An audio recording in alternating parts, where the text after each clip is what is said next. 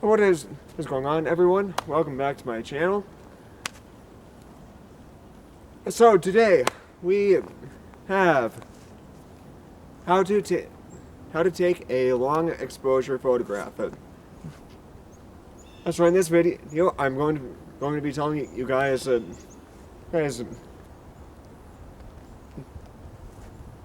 sorry,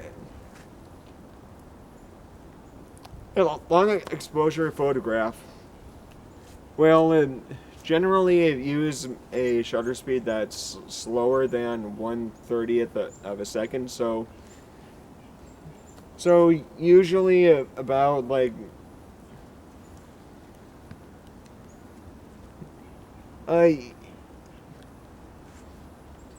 when I shoot long exposures, my general range of shutter speeds is usually about 1/6 of a second to about I don't know, maybe a second roughly. Do you use a slower shutter speed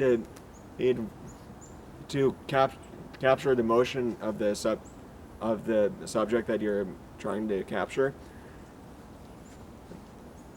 So usually this or so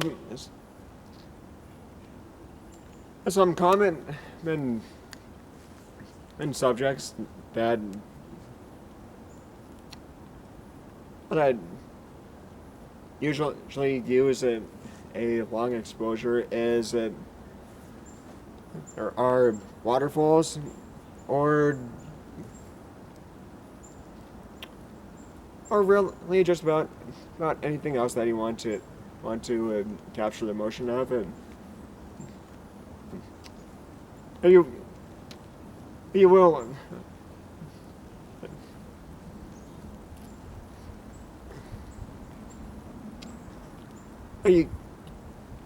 will need to use a longer exposure or a slower shutter speed if you're shooting it at night. And if you don't want your photos to look grainy from the high ISO from shooting in such low light.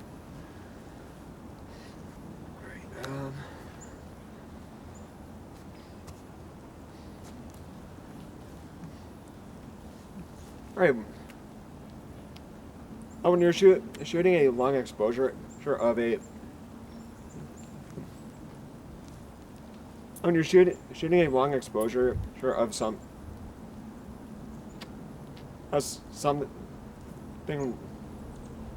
such as a waterfall, you're generally gonna want to shrink your. You're gonna want to use a higher f-stop value. So usually about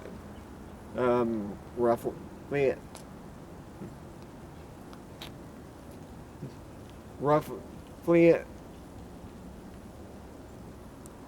f11 and about and higher values.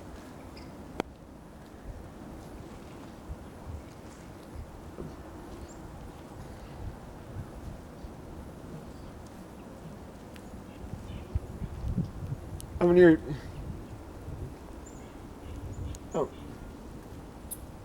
generally you're also going to want to turn your ISO low, so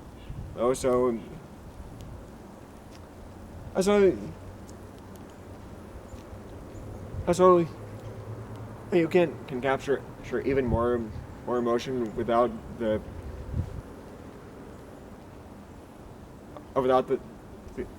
photo becoming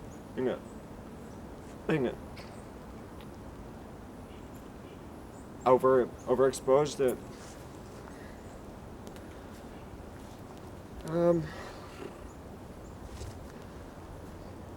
But do remember that the settings you use highly depend on the lighting conditions. So if I were to take a long exposure of my surroundings right now, I would probably want to keep the ISO down to roughly 200 at the maximum. Usually, usually,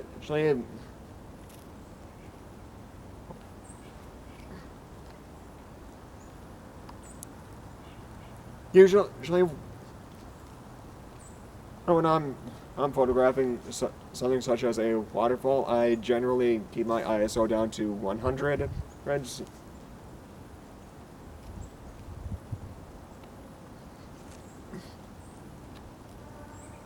Because if you're if you're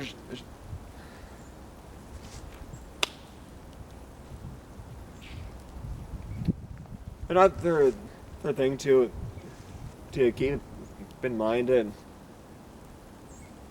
when you're shooting a long exposure, you also want to choose a shutter speed that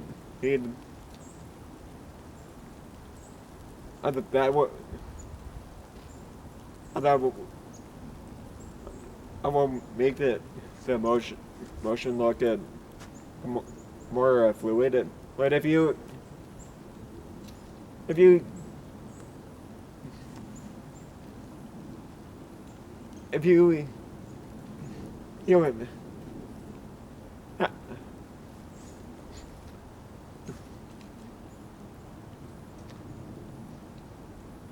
if you happen to use a shutter speed that's too fast for a long exposure, sure the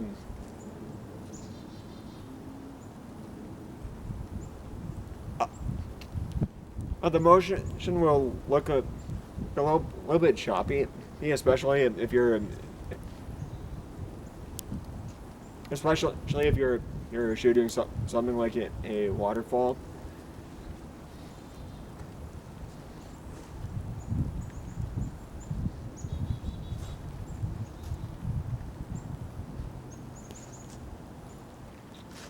One more thing when shooting a long exposure, do not forget your tripod. Yes, you can get by, but by just setting your camera down on like a rock or a ledge or something. But it's not going to be as helpful as a tripod, because your tripod gives you more control over the angle of your camera. Your camera is when your camera is on a tripod, it is more stable when you're taking the photo than it would be if you were to place it on a bench or a ledge or something to take the photo.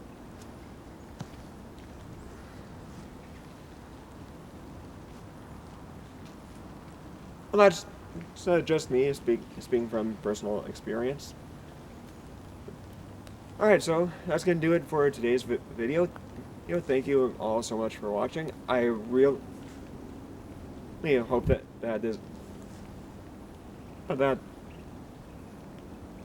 video helps inspire you to go take more long exposure photographs. I'll see you all next time. Thank you guys so much for watching it. If you found this video helpful, well, please drop a like, leave a comment down below, and I will see you guys in a later video. Oh, don't forget to subscribe. Thank you.